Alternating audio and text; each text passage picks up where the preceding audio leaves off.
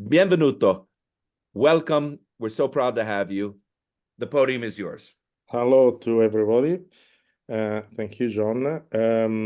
It's always difficult to start and to try to say something meaningful with a massive topic like Verdi. I will start with when I met Verdi. I met Verdi, I think was the 3rd or the 4th of December 1972. I was 12 and I had some tickets for the dress rehearsal of the opening of La Scala. I am from Milano. The opera was Ballet Maschera. And now this sounds very melodramatic, but actually we are talking about opera that is melodramatic. So that evening changed my life because it was the first opera that I heard. It was a pretty good rendition because it was the opening of La Scala. And I came out with the feeling that opera, this art form, it was something that was definitely enhancing the story, the drama, the words, the situation of what was represented. I thought that this was about opera, but later I discovered that what I was feeling was actually because it was of Verdi. And so this was my first experience. And I just realized now preparing for this meeting that 8 years later, in 1980, I was at La Scala, this time as a répétiteur for another opera of Verdi that was opening the season, Falstaff. And that was the first time that I worked at La Scala as a répétiteur. So Verdi had been a sort of constant at the beginning of my career. That is the composer that made me love opera. Now, let's just move forward about 50 something years, 51 years. And I conducted many operas of Verdi. I conducted many operas of everybody. But Verdi, I always think is a very particular composer. And when John asked me, "Do you want to do something, in the series?" I said, "Yes, I want to do Verdi," because, and I tell you why. I think that Verdi, of the composers, I'm talking about the Italian operatic composers, is the one that more than any other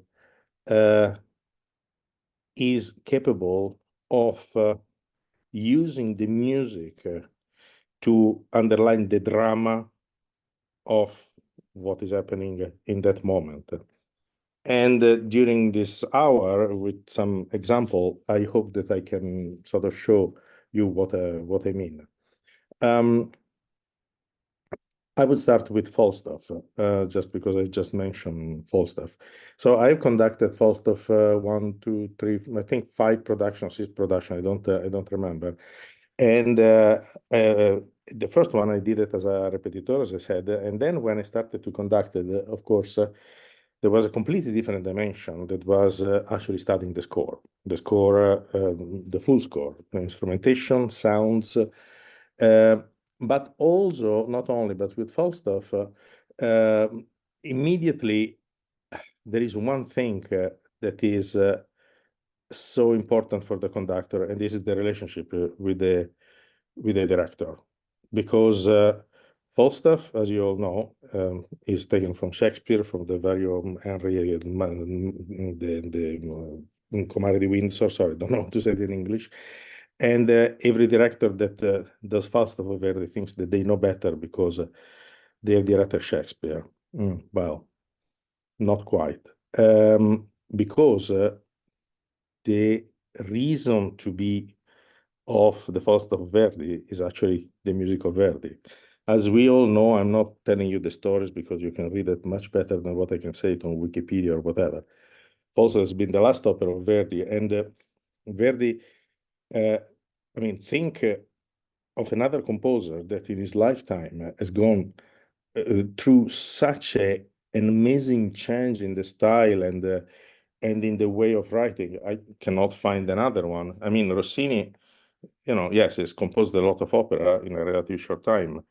If you listen to the first opera, sorry, for the first opera of Rossini, well, maybe with the exception of Guillaume Tell, you know that is Rossini. The same thing for Donizetti, the same thing for Bellini, and actually the same thing also for Puccini. But Verdi really changed, really improved. And I personally think, I hope that I will not be now struck down by lightning from Verdi. I think that he learned actually on the job in a way. So talking about now Falstaff, that is the last opera that it does, we see a Verdi that is already arrived in the way of writing and in the way of expressing what he wanted to express.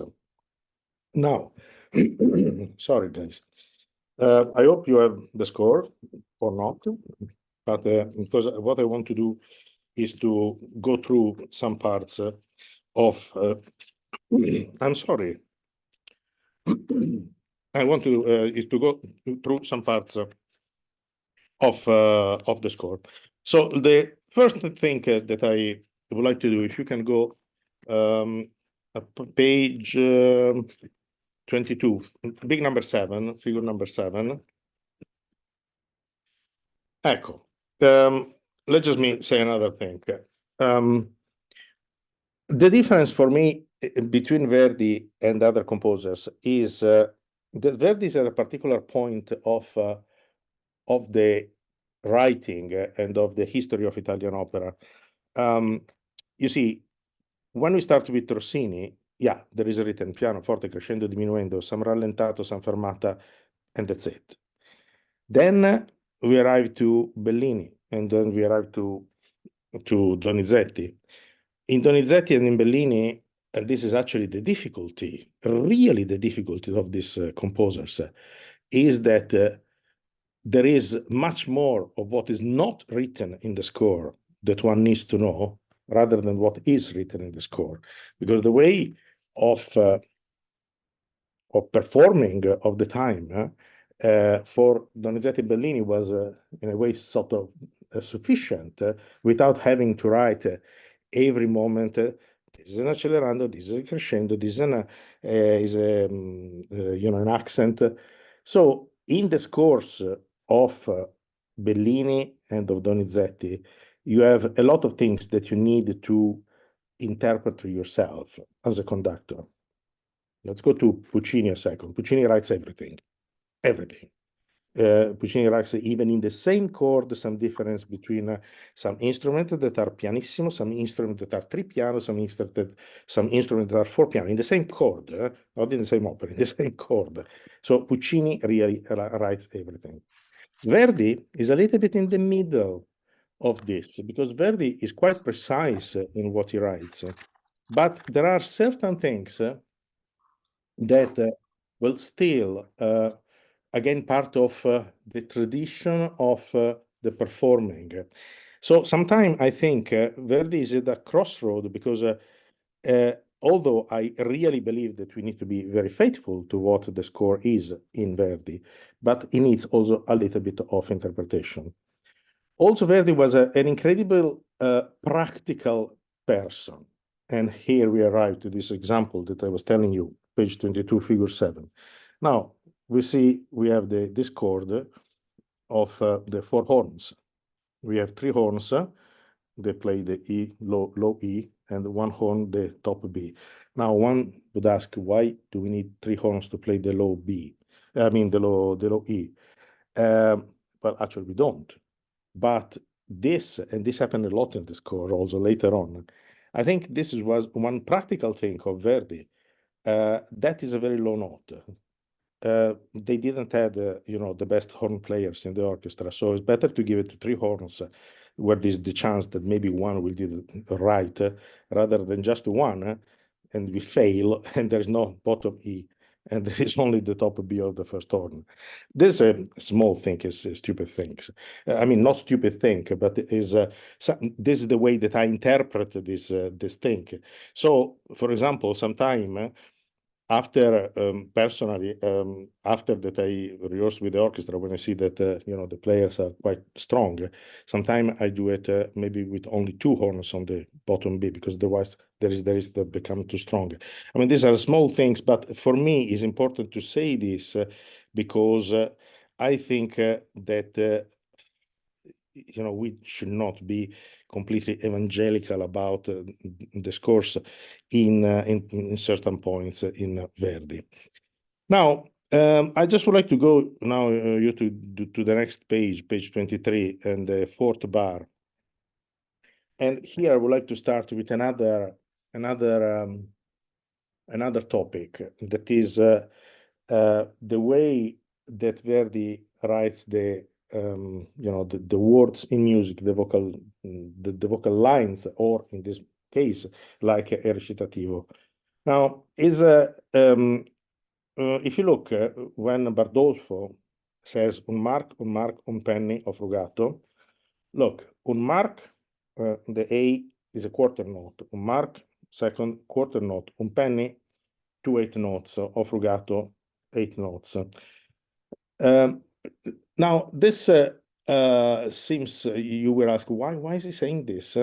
Well, when you rehearse, sometimes you have, it happened to me, particularly in this point, a director to say, okay, here Bardolfo, what he's doing is just counting the money, 1, 2, 3.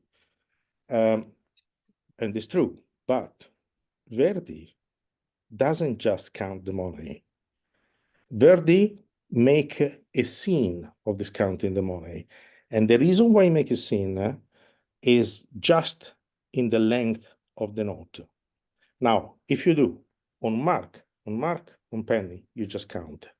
But if you do un mark, un penny, Bardolfo interprets the fact that they don't have any money. So it's not just an arithmetical thing, but is something dramatic. Bardolfo, want to tell him we are really without money. Again, it's a small thing, but you see, I think that every small things, when you sum up all these small things, create an atmosphere, create a rhythm. And this is what I think is very, very important in Verdi. When I talk about ritmo, it's not just the tempo, it's not just the speed. Some people can do it a little bit longer, slower. Some people can do it a little bit faster. But it's like when you speak a phrase, is the inner relationship between the words that is what creates the phrase and the rhythm. Like in this very, very simple case. Now, let's just do, for example, another thing. At page, scusate, un momento. Ecco, let's just go page 40.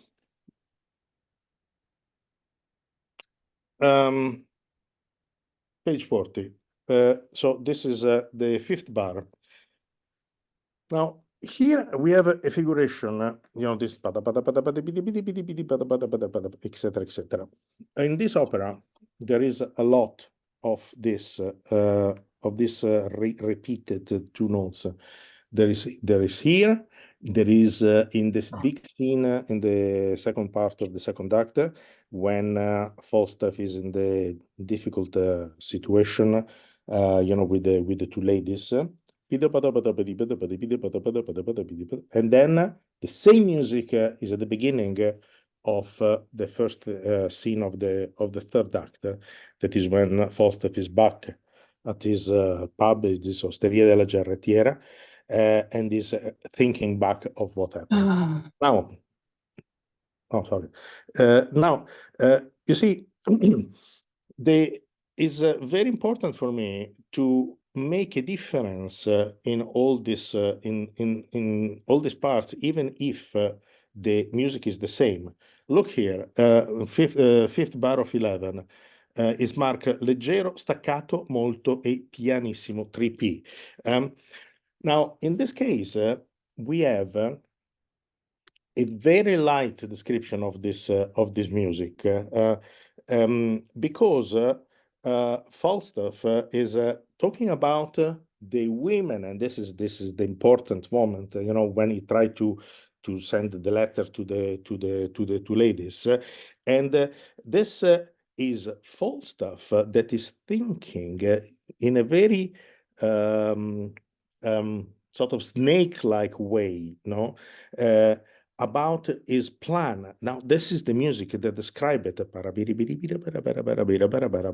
Now, if we go now, let me find it in the second part of the second act. Go to page 245, figure 44, and this. You see, is the same figuration, and but this is different because look, the first time, page 40, we have also the line of the piccolo and the clarinet that repeats the note legato, that gives a much more lyrical, rounded, caressing way. Here, there is not. And so I think that the staccato here needs to be a little bit more accented, if you want. I mean, it's very difficult to do it, but at the beginning, for me, is almost like 1/2. This becomes more in the pianissimo. Then the same thing happened at the beginning of the of the third act, that is in page 306. Same music, molto staccato, pianissimo, but here we have something different. If you look at figure 2, page 307, now you see something that is actually very difficult to conduct or to get it right. That at this speed, right, Verdi writes the offbeats of the woodwinds and of the horn. Now, trust me, after the second bar, I don't know how many of you have conducted Falstaff. After the second bar, there is the risk that everybody falls on the downbeat rather than being on the offbeat. But this is important because it shows another way of being of this music that is much more convoluted, much more much less linear. And this is why then at the end, if you look at figure 3, page 308, then there is this explosion of this music with the full orchestra. This is Falstaff that is actually rethinking of what went wrong in his plan. Now, at this point, for example, there is a thing that always annoys me. That is that, okay, Falstaff has just been thrown into the river Thames. So fine, he's wet. But you have no idea, the directors that actually think that this is a sort of comical moment with Falstaff just shaking, you know, because it's cold. So they think that this music is just him shaking. No, it's not him shaking at all. This is making a mock of this music. This music is actually incredibly serious because this is, as I say, is the Falstaff rethinking what went wrong. So in a way, I have to be a little bit machine gun like, you know. It's not a comic music or a happy music. It's very angry. In fact, what happened is when this finish, that Falstaff just bang, oh sorry guys, bangs the table to call you know, the host. So the reason why I'm saying these things that to you maybe look a little bit sort of vague or here and there, but is important for me to find a reason for each one of these things that are written. Can we go back a moment, for example, bar 40, page 48.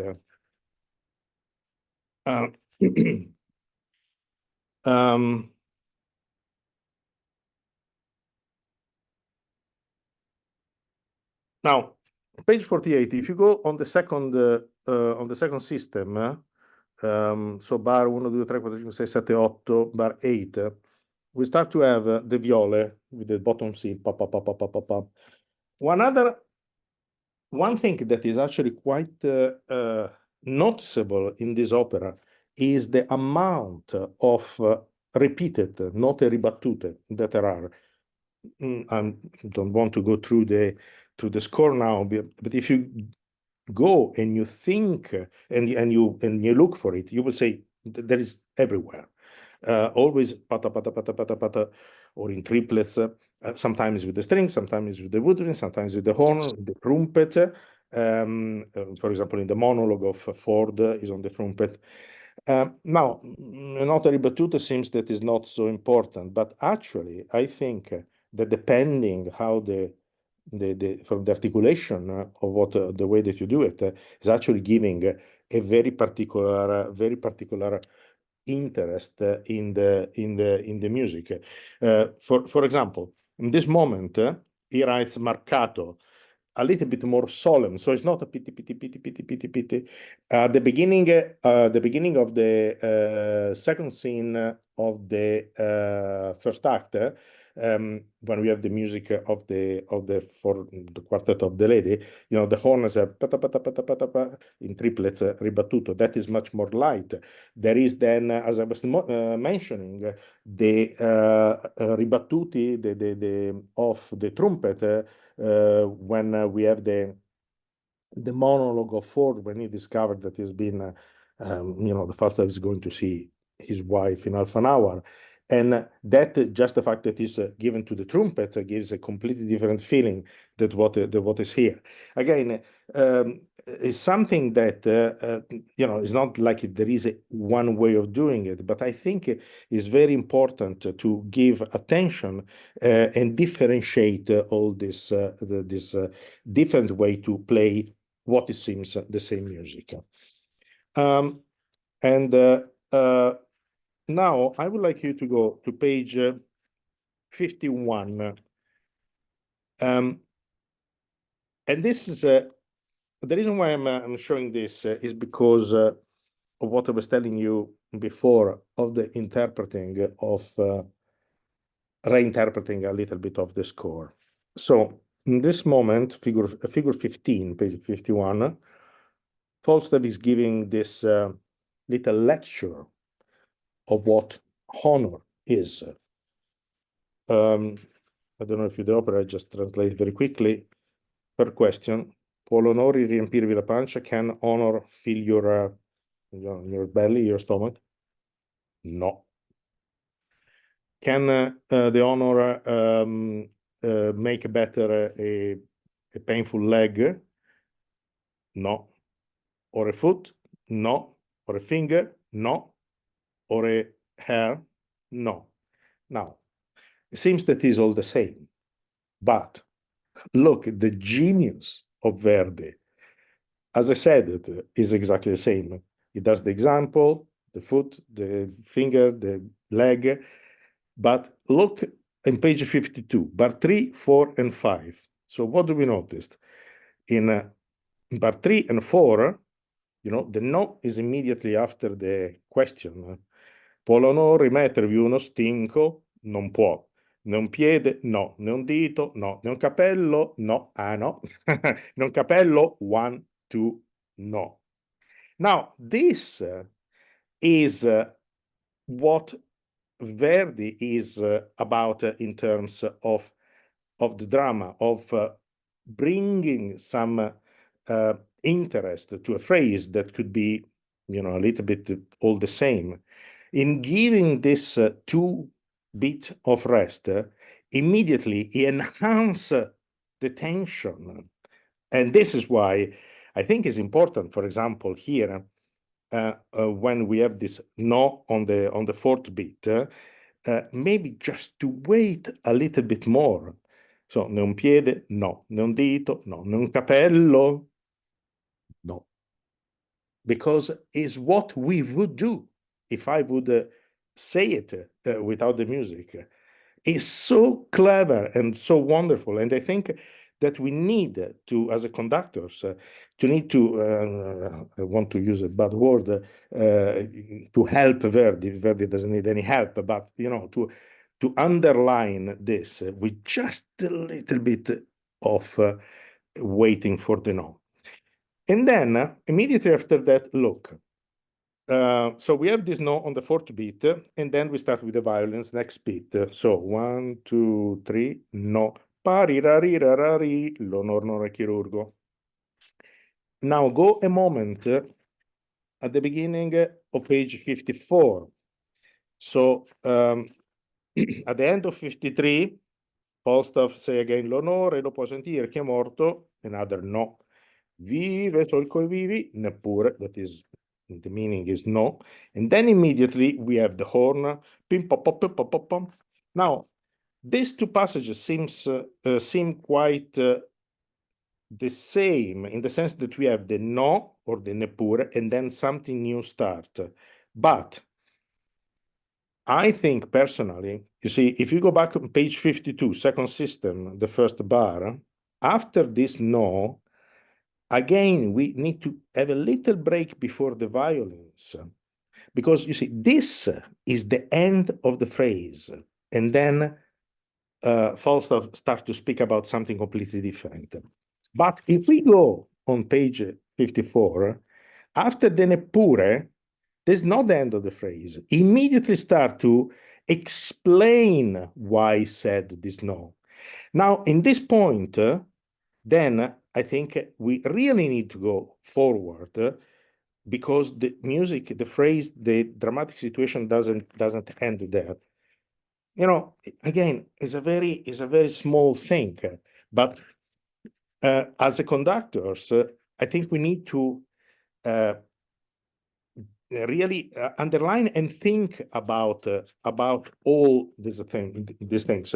You know, for me, I always start from the point of view with Verdi, particularly with Verdi, that if he you know use some drops of ink to put something on the paper, there must be a reason, and it's our job to discover, try to discover, you know, or interpret that reason.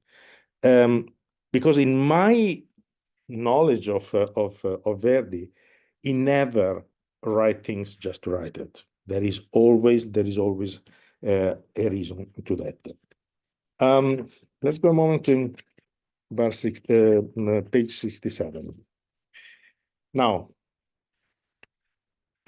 this is one of the most beautiful scenes of the opera. From page 62, you know, the second scene, the second parte seconda of the first act. And this is actually one that is quite complicated to conduct because I don't know if you've looked, but we have the structure of the quartet of the ladies, then we have the quartet of the men, and then we have Fenton and Annetta, one lady and one man, the two young lovers that do something in the middle. This is a act that, if you look, the vast majority of the act is marked with the same metronome, that is 126. At the beginning, when the ladies sing, then when the men sing, then when they come back, is basically a continuous 126. And I ask myself, why?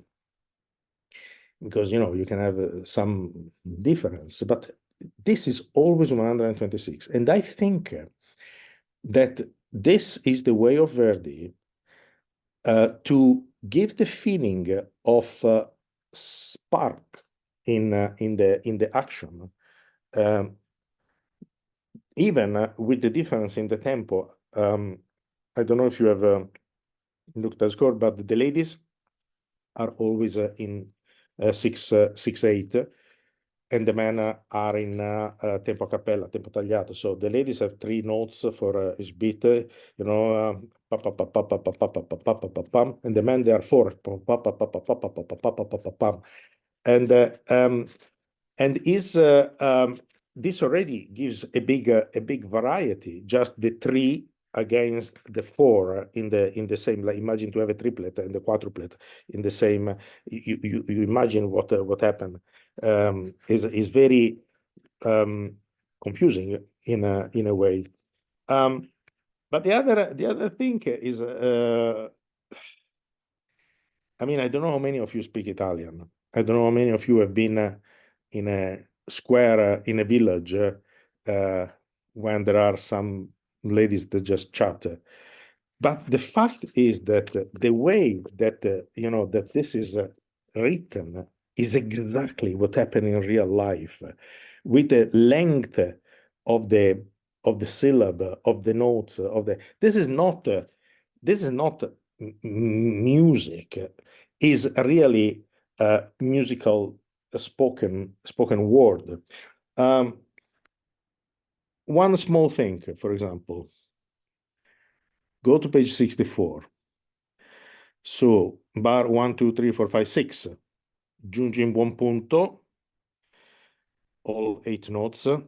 And then he write, m'accadde un fatto da trasecolar.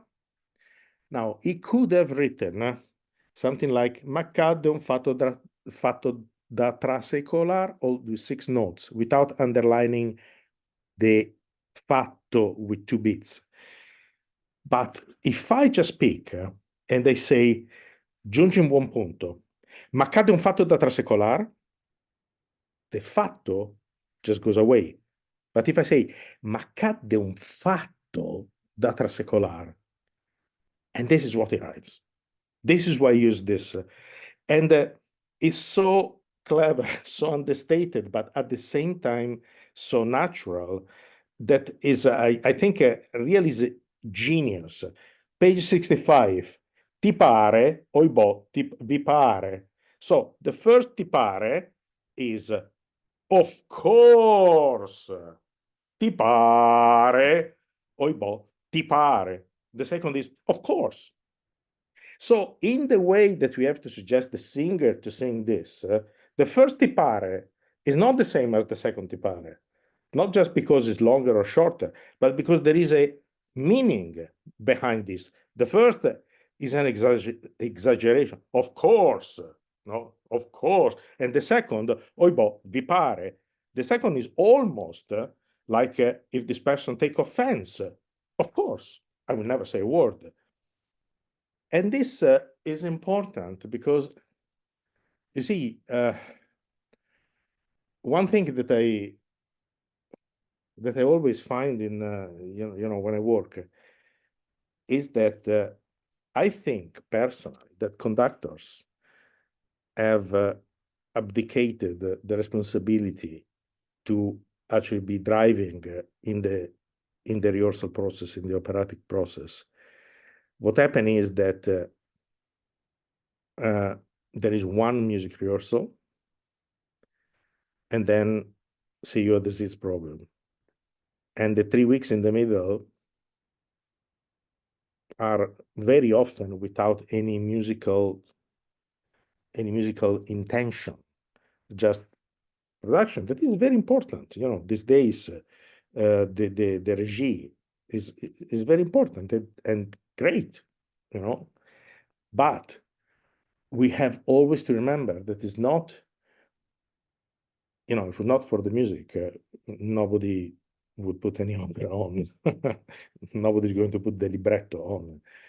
And I think that is the job of the conductors actually to be part of this.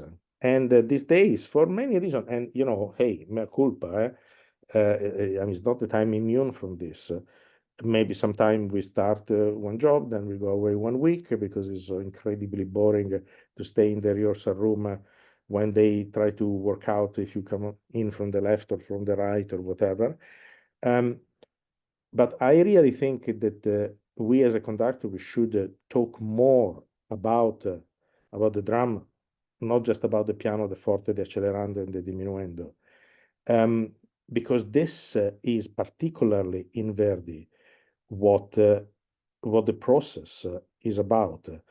And we arrived to the point where sometime, not always, sometime, for example, the recitativi, Mozart is a sort of territory of the director. Says who?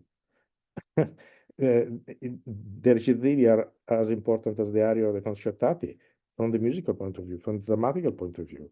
The fact that a chord goes into another chord gives a particular feeling that is not just about the words. And remembering this, I would like now to turn to Traviata, because this is exactly what I want to talk about. And I want to talk about the duet in the second act, the meeting between Violetta and the father of Germont. So is the big number 5, page 135, small also number 5.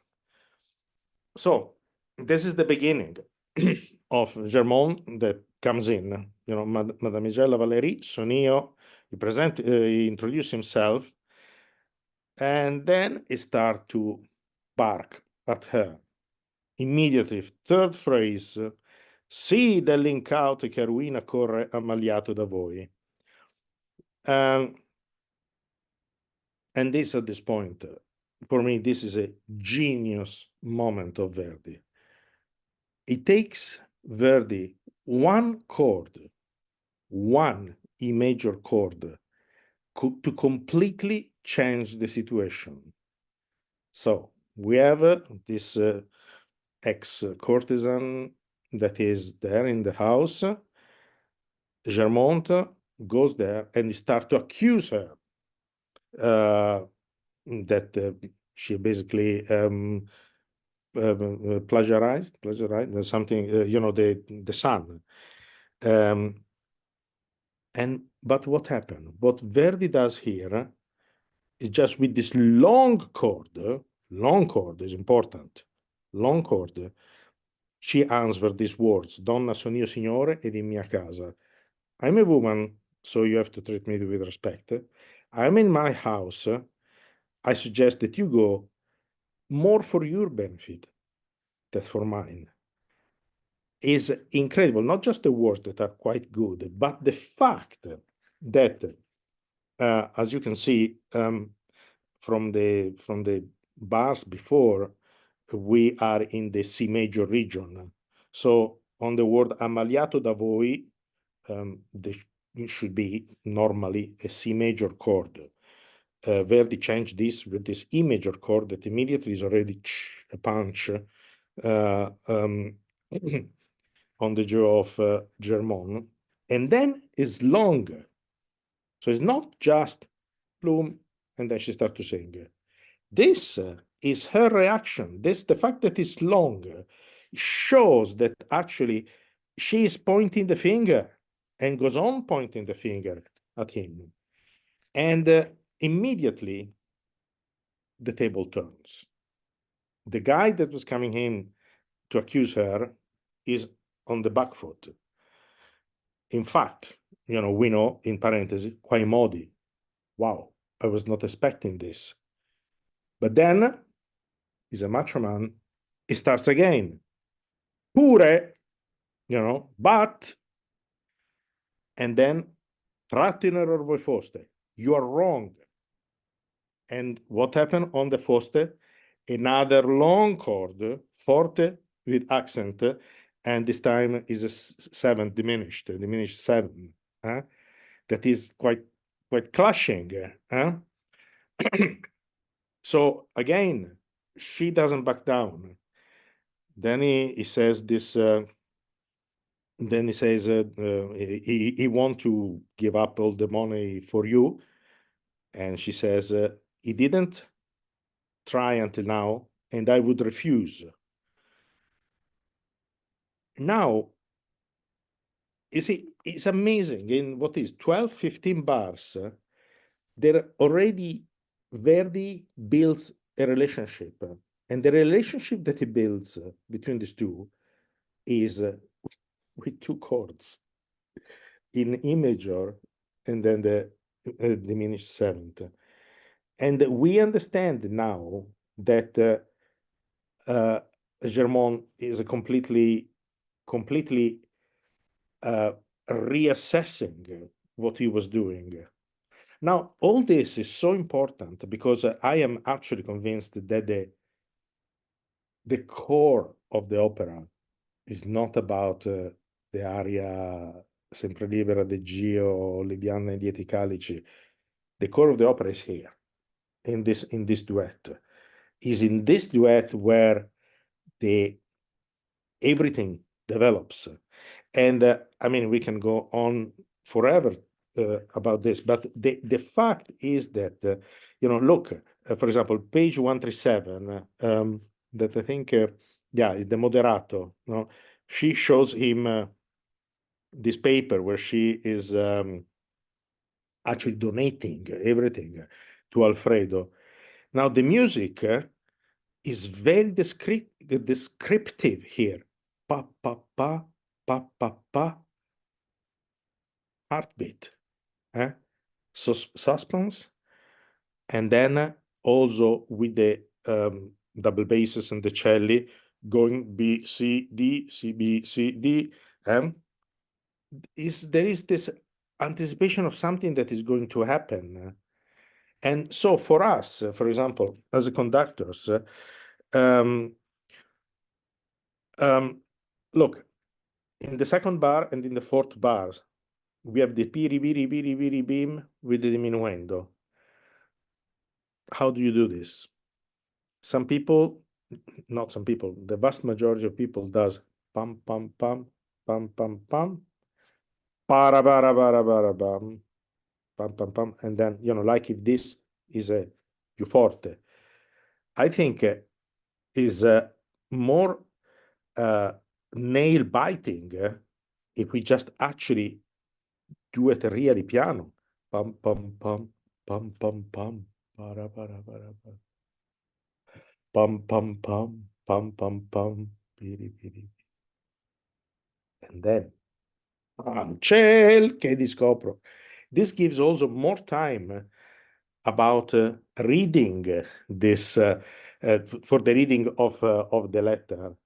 And also, I think it is important that after the fourth bar, between the fourth bar and the fifth bar, we wait. Piri, piri, piri, piri, bim. Ciel, it needs to change from reading to the reaction. Cannot be para, para, para, para, bam. Ciel, che discopro. There is no time for him to react, to understand what is going to happen. And then look, her phrase. So he says, "Ah, il passato perché vi accusa." Now, what means this phrase? Why the past is accusing you? I mean, this is what technically it means. But there is another meaning, I think, that is himself telling to himself, this is going to be difficult. Because he was thinking, to go there, say, who you think that you are, leave my son. And she, oh, of course, I will go away. But no, he found a real person there that stands up to him. So everything that you have to say will be much more difficult. But this is the beauty, I think, of the character of Violetta. After this phrase, she erupts with this beautiful line. And what does Verdi write? Con entusiasmo, happy, convinced, like trying to take with her Germont. I love Alfredo. The past doesn't count. Dio lo cancellò. Yes, of course. Then we have to talk about the fact that God is in every three bars in this duet. But the Dio lo cancellò col pentimento mio. I am, repented of what I've done. And then now look, going on, page 139, there is the Pura siccome un angelo. And so he explained the story, you know, that Alfredo has a sister that doesn't look good, that Alfredo is with Violetta, blah, blah, blah, etc., etc. So he asked her not to break up this relationship between the sister of Alfredo and the suitor. Now, if you look at page 142,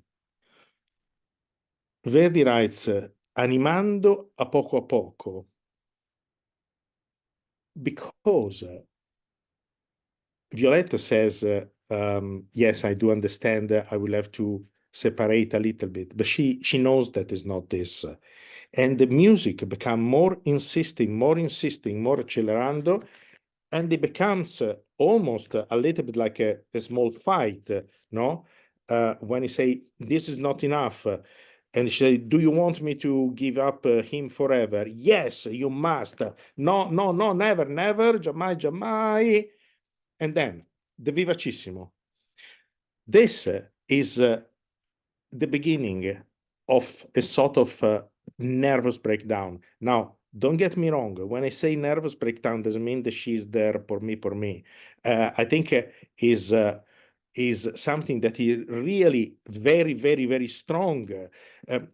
Ma look at this aria, this vivacissimo, no? Non sapete quale affetto vivo immenso, mar in petto.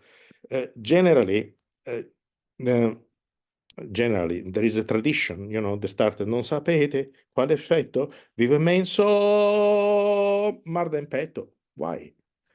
This is completely breaking up this tsunami of emotion that she's describing. You don't know how, look at also the music. It's not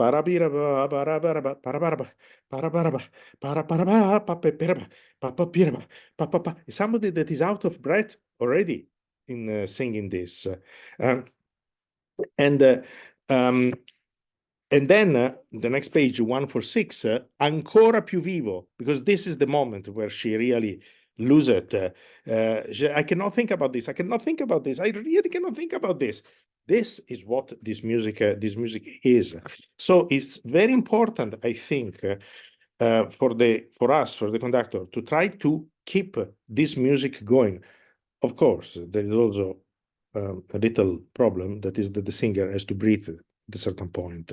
So we need to find and to really find the medium, the equilibrium between what we want to obtain and the fact that, you know, the singer is a singer, is not a machine, and they need to take a breath of something. Going on forward, so he tried to find a solution. Bar 150. Bella, voi siete e giovine. And this is interesting what Verdi writes. He writes parlante. Parlante means speaking. Now, it's not that he has to speak, he sings.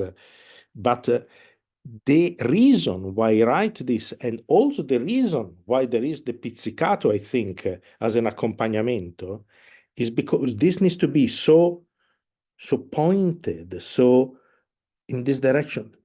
You're beautiful. You are young. One day, and she interrupts him. A più non dite, stop there. Stop there. But you see, Verdi doesn't write an aria here. He could have written, voi siete bella, voi siete giovane, un giorno. No, it's again very essential. It's down exactly to the drama. It's down exactly in the way that if we would not be, you know, with music, we would say it. Bella, voi siete.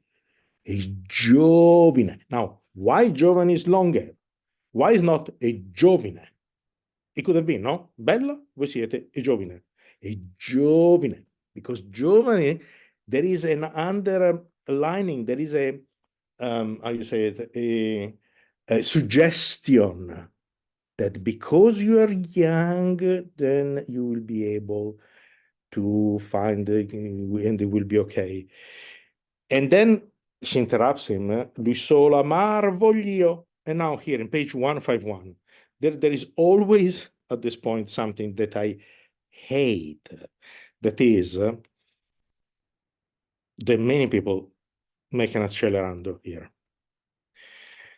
Now, if you don't make the accelerando, the phrase becomes very long for the baritone. Okay, true, but think of the difference between him just saying ma volubile sovente l'uomo. This is like if you do it with an accelerando, it's almost like if he gets angry with her, but he's not getting angry. He's just telling what he thinks, and then he convinces her the truth. Careful, that is not about your love, but is about the fact that Alfredo is weak. And now, you will ask, why is saying that Alfredo is weak? He says a completely different thing. Ma volubile sovente l'uomo means that the man can change, taste, can go with another woman. It's not about this, I think.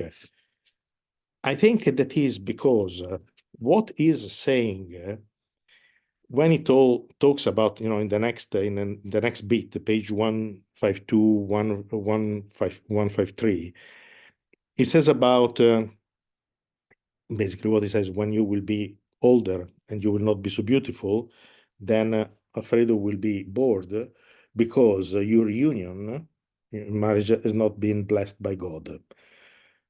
Well, I mean, I don't know what you think, but I don't think that if union is blessed by God or not have an incidence of the fact that somebody gets bored or not.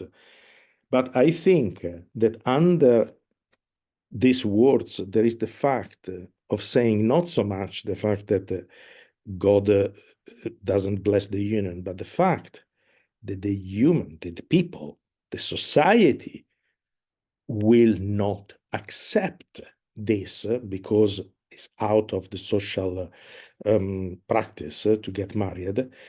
And when, of course, Alfredo will have had 1, 2, 3, 4, 5, 6 years of this have been ostracized, then is when he will rethink it. So I think that this is very important because otherwise, she says, è vero, è vero. I don't think it has anything to do with God.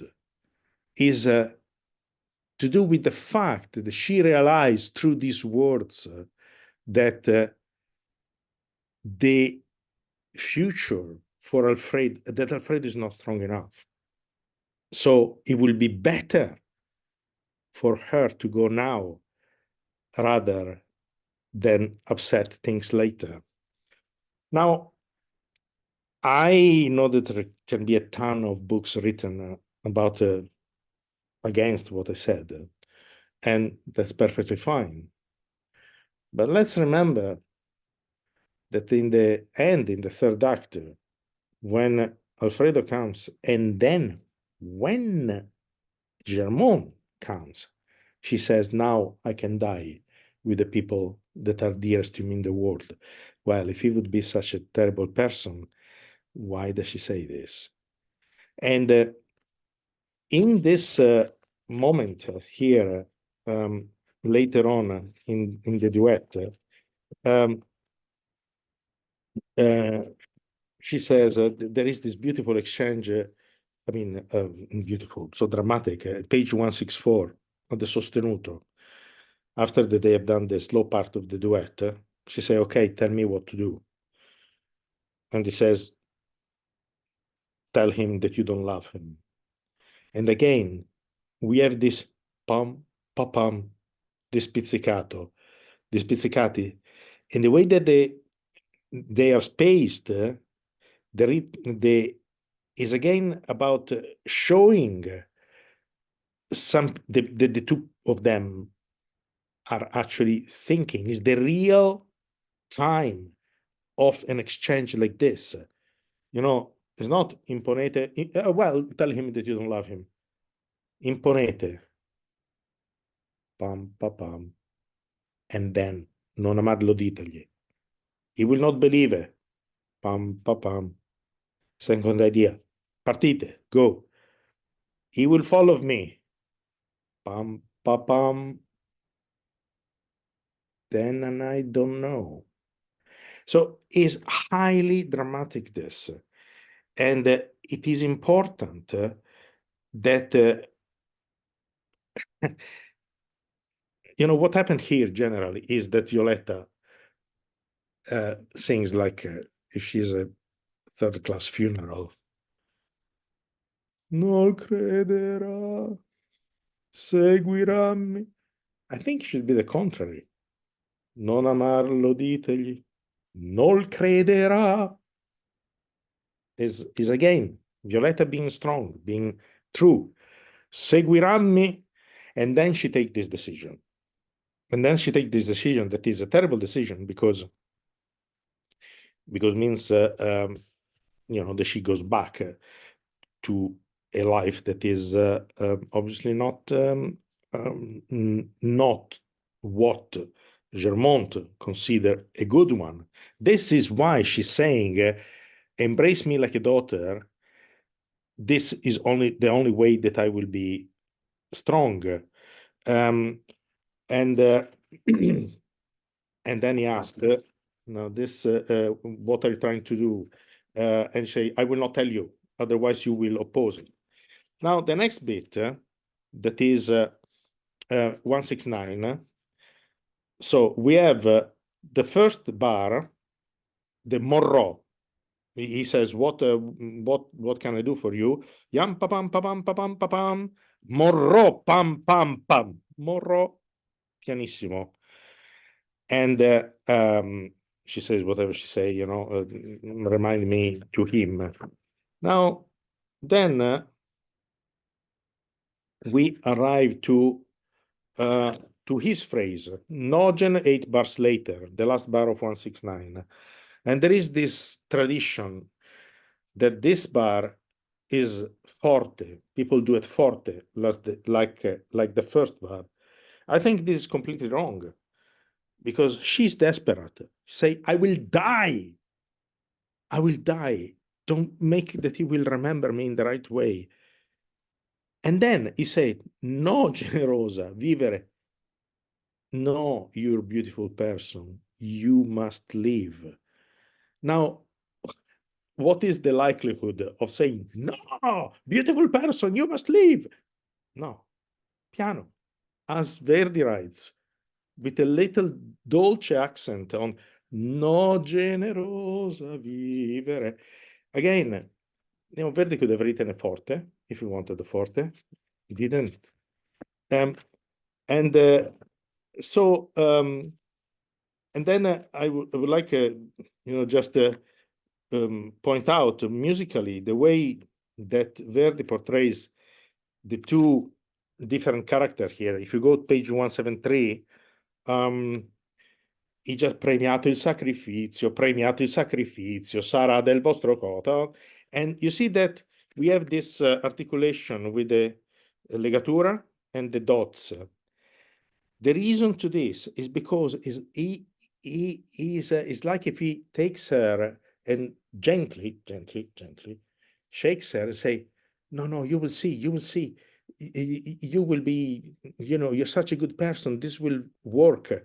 And what she says, she is not saying anything, she's howling. Tatira, tatira, tatara, tatara, tata.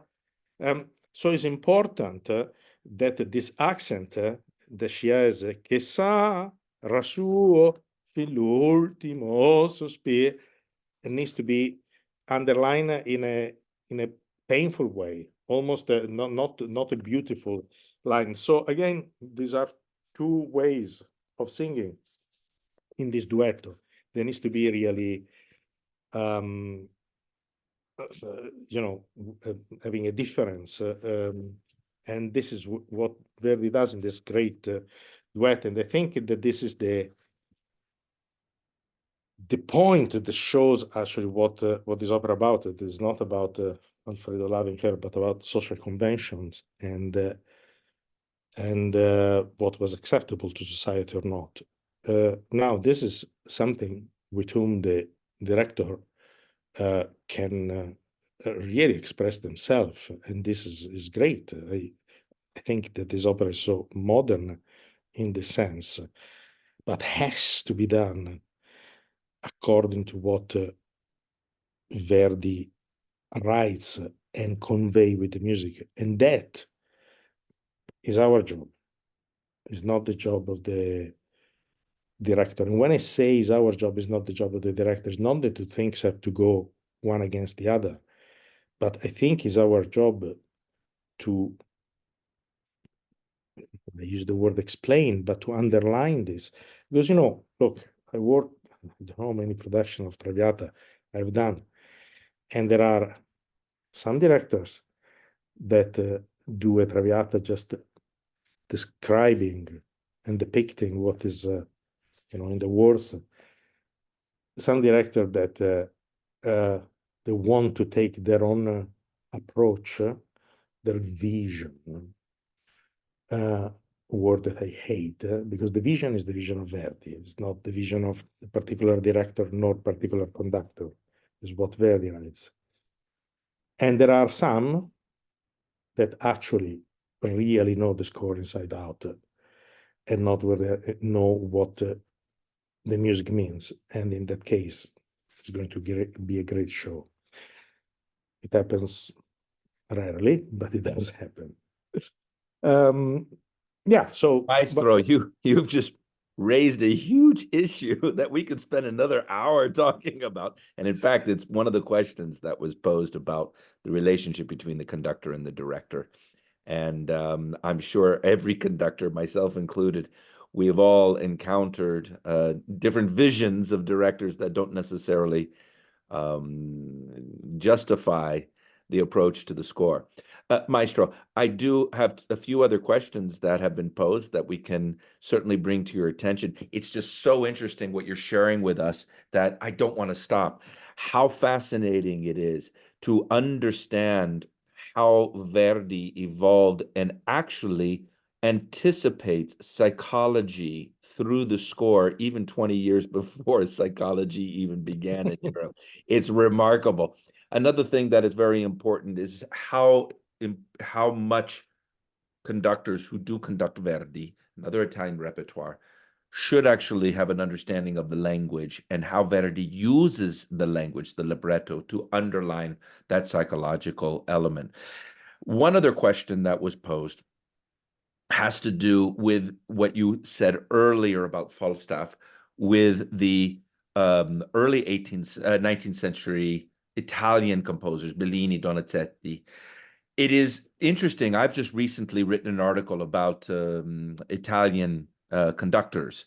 And in my research, it was quite interesting to discover that Italian conducting as a actual advocation was much later than other European centers, that it wasn't until you had in the 1830s, 1850s, during the time of Verdi, that you really had the establishment of the conductor as we know it today, possibly because Verdi was so demanding of that kind of conductorial responsibility. But during the times of Donizetti and Bellini, how was the performance actually done? Was it done by a maestro di spalla? Was it done concertante? Was it done from the keyboard? How can a conductor today take on the responsibility of music before Verdi evolved? Well, look, in a way, this goes to join with what I was saying. In this composer before Verdi, what is not written is as much as important as what is written, because what was not written, people knew how to do it. When of course, yes, there was the maestro al cembalo that very often for the recitativi, that doesn't necessarily mean that you have a recitativo secco with the cembalo, or sometimes it was for example, if you see the parts, this is very interesting, of some Donizetti opera, there is the part of the concertmaster, the primo violino, that is the only part that have the words in it. So during the recitativi, the concertmaster, knew it where it was going, where the chord was going. So boom, and give it. Now I don't know if it was given like this, with the end of the violin or with the bow or whatever, but is really noticeable to see that there are sometimes in some abbey or in the cellar of some conservatorio, you find a dusty uh, parchment, and you see the other violins that are you have just written rest, rest, rest, and bloom, the note of the recitativo, rest, rest, and then the tremolo, and the part of the primo violino that have everything written. So this was the way that that was happening. And then there were so many things because, the orchestras were first were much higher.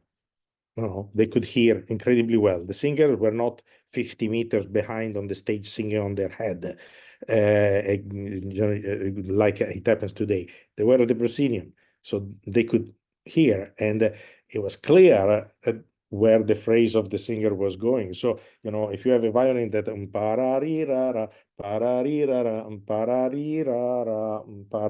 it was sort of normal.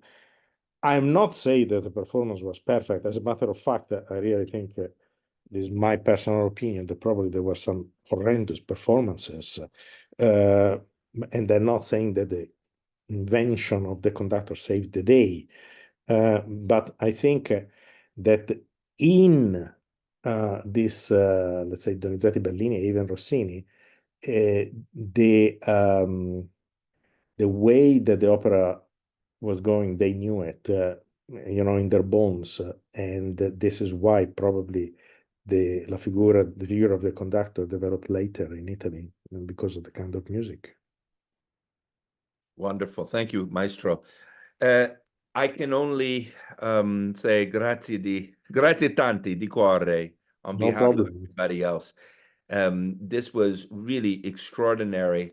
I'm eager to go back to Verdi quickly with all of this in mind.